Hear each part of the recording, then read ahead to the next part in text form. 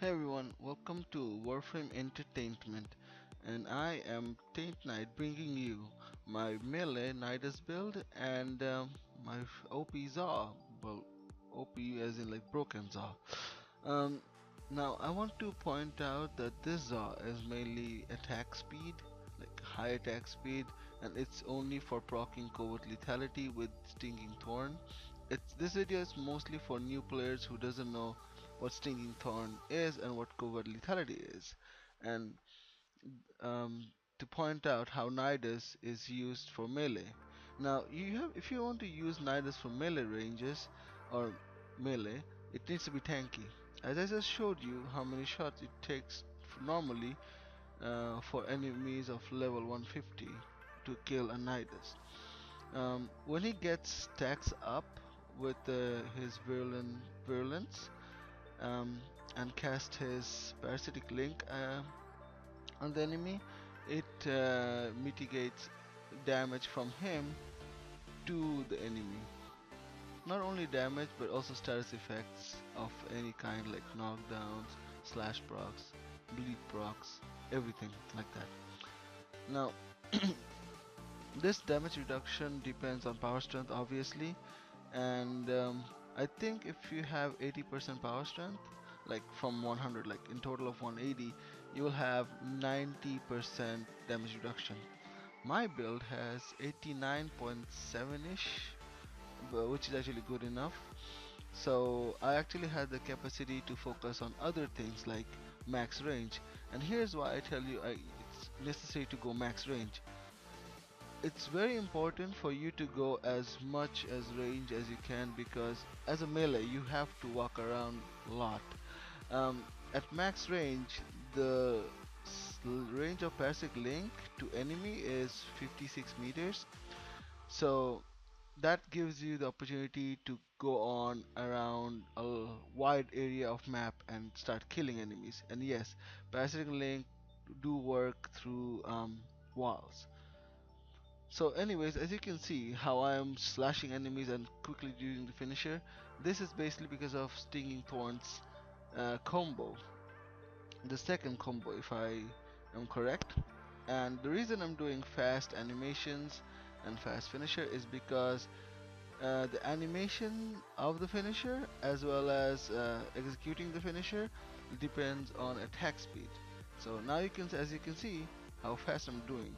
Now you might be asking, why should I be using nidus when I can use inaros or any other CC frame to stun them and then kill them? Well, I'm just saying, not everyone wants to play with inaros, not everyone wants to play with excalibur, so they might not have the power to CC. Some people like to play with trin. In those cases, other than spamming the EV, that's a different build.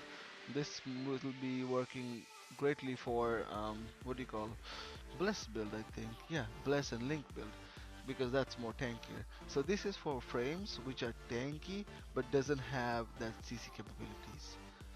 Now as you can see, I have equipped all um, attack speed mods on this Zaw of mine. Now ignore the stats of critical chance and status chance, that's not what you're looking for, though you might want a bit of more status than I have because of impact proc, because impact proc does a C stun a bit, so that also kind of opens up to finishers. Like, it's really marginal when you don't see it, but attack speed like mine, it's really fast. So at base stat, I built my Zaw in attack speed of the max attack speed I think you can get. It's 1.25.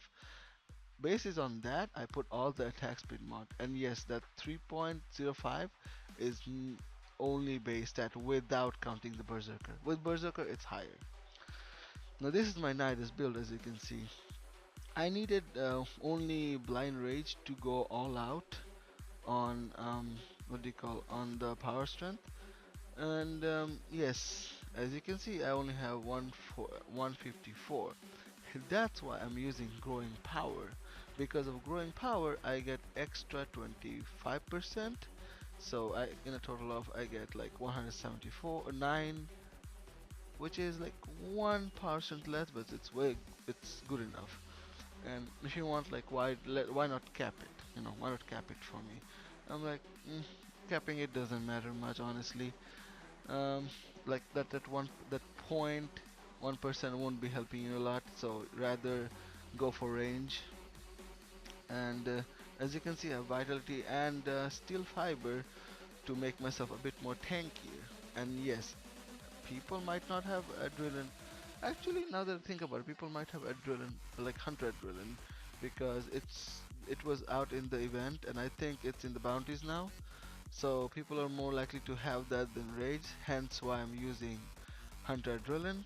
Not only not only the fact that it gives you more energy back than rage mod. Now, you might think that why not put fleeting expertise instead of streamline? You can. I myself like a more efficient build, so I can spam my first to get my combos up faster. But some people like duration more, some people like efficiency more. In my case, I put streamline, so I can have a higher duration for my um, parasitic link. And before I forget, I should mention that his fourth, when you use, consumes stacks, and if you detonate it using one, every target that blast maggot hits will count towards the stack. So, having a bigger range can affect a lot of enemies at once when exploding, hence getting stacks faster. So you can use the larva to gather enemies, use the parasitic link, use the maggot, explode with against all the enemies, and gets the stacks fast up because you want to have much as stack as you can before start milling. Well, that's about all, Tenos. I hope you liked the video. I hope you like my latest build, and take care. And now I go and murder this level 150 bombards. See ya!